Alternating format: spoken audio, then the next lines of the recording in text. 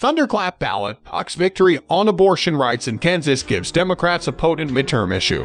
Abortion rights supporters cheer as the proposed Kansas constitutional amendment fails, as they watch the call from the networks during the pro-choice Kansas for Constitutional Freedom primary election watch party in Overland Park, Kansas, August 2, 2022. The wording of the question was convoluted, but the answer was crystal clear: no. Voters in Kansas on Tuesday, in dramatic numbers and by an overwhelming margin, rejected a ballot measure that would have allowed lawmakers to ban abortion in the state, as Republican-controlled state legislatures around the country raced outlaw the procedure in the aftermath of the Supreme Court decision overturning Roe v. Wade. Traditionally conservative Kansas, given the chance to directly respond at the ballot box, denied their own elected leaders the chance to revoke a right that has broad support across swaths of independent polling. The rejection of the measure highlighted the increasingly stark divide between the activities of Republican state lawmakers, often in legislatures gerrymandered to effectively guarantee GOP control, and the political and policy desires of American voters. In more immediate terms, the ballot measure's defeat on a day of extraordinary turnout also provides a clear indication that the desire to defend abortion rights could be a potent issue for Democrats in the coming midterm elections. The polling, from a variety of sources, is unambiguous and consistent. Across party lines, abortion rights are popular, and the Supreme Court's ruling is not. The most recent CNN poll found that 63% of Americans disapproved 51% strongly of the court's decision. The Kaiser Family Foundation came to a similar conclusion, with 61% of respondents to their survey saying they wanted their state to guarantee access to abortion. Only 25% wanted them to restrict it.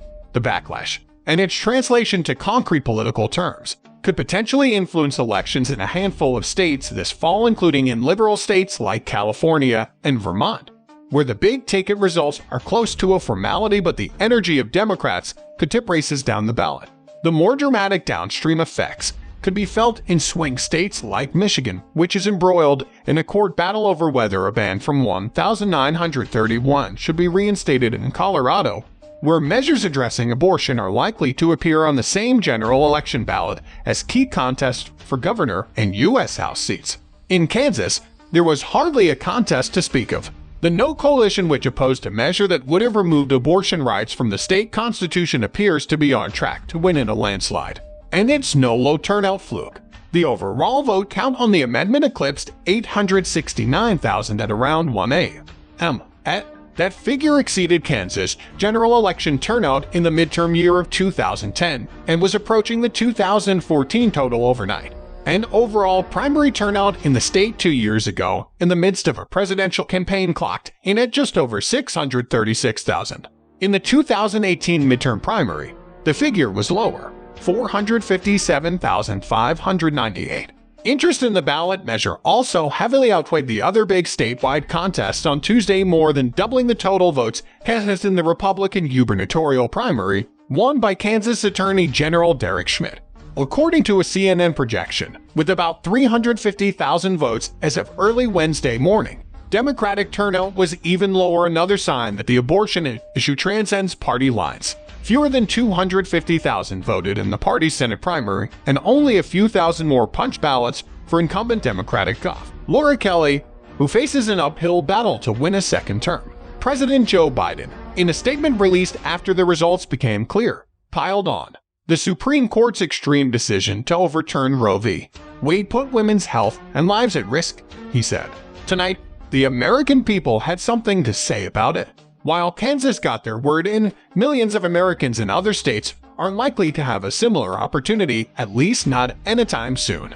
Meanwhile, Republican leaders and anti-abortion activists in several states are locked in court battles as they push to implement all manner of new restrictions or pre-existing trigger laws over the objections of abortion rights groups, many of whom are arguing that those measures violate existing state law or constitutional protections. How the Kansas vote resonates in those states remains to be seen. But even before Tuesday night's thunderclap, there have been hints that even GOP heavyweights are disinclined to escalate the fight.